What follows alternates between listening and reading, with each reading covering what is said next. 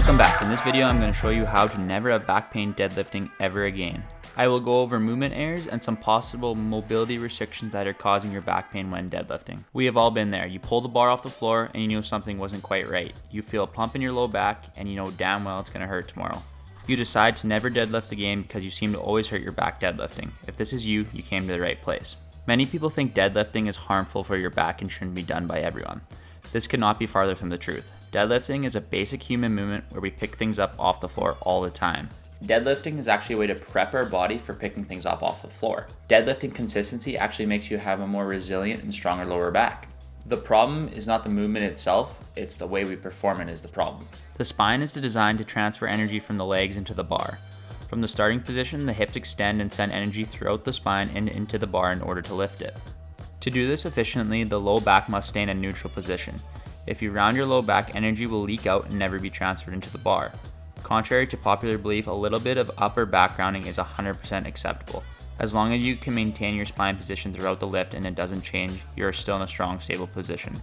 But for most people, a neutral spine is always a safer bet when experiencing back pain. The more advanced lifters can venture into some different techniques after you have the basics down. Your first option to stop the pain is actually deadlifting from blocks that can actually elevate the bar off the ground. This places your torso at a more of an upright position compared to deadlifting from the floor. The more forward angled your torso is, the more load is placed on the spine and should be avoided for the time being.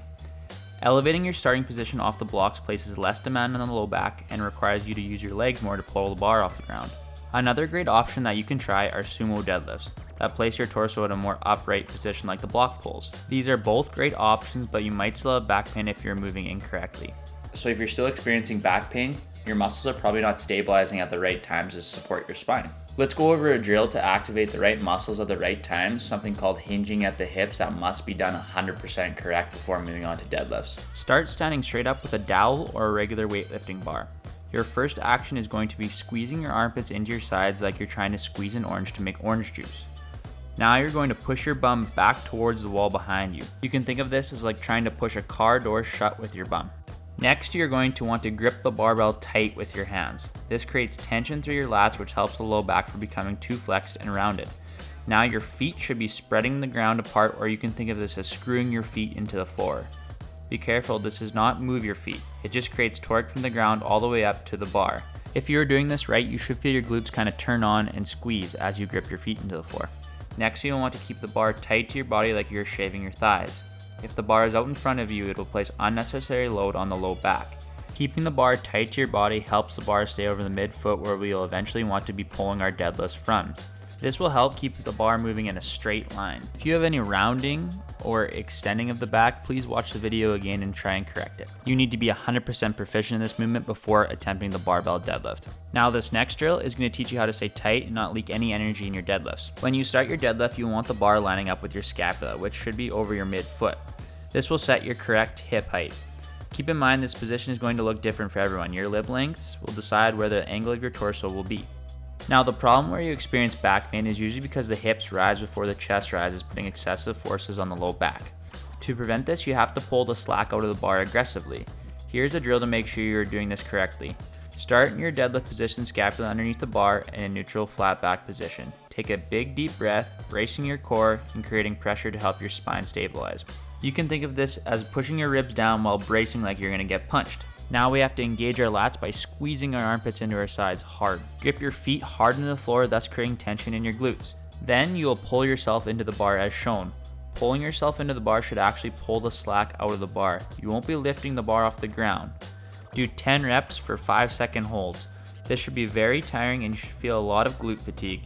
After you do a couple sets of these, you're ready to pull the barbell off the floor.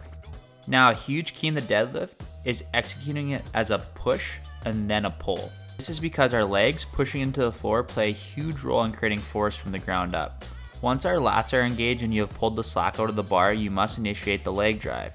You can think of this like pushing the floor away from you lifting the bar off the ground. You should feel your quads activate as you pull the bar off the floor if you perform this correctly.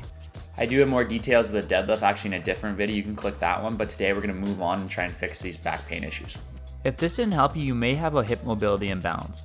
If you look from the back view from a deadlift, sometimes you'll see your hips start to shift in a deadlift, transferring more of the load to one side of your back. If you think you have this problem, you can test your external rotation of your hips with a Faber test. Lying down, cross one leg over the other leg to test to see how far the knee gets down to the floor.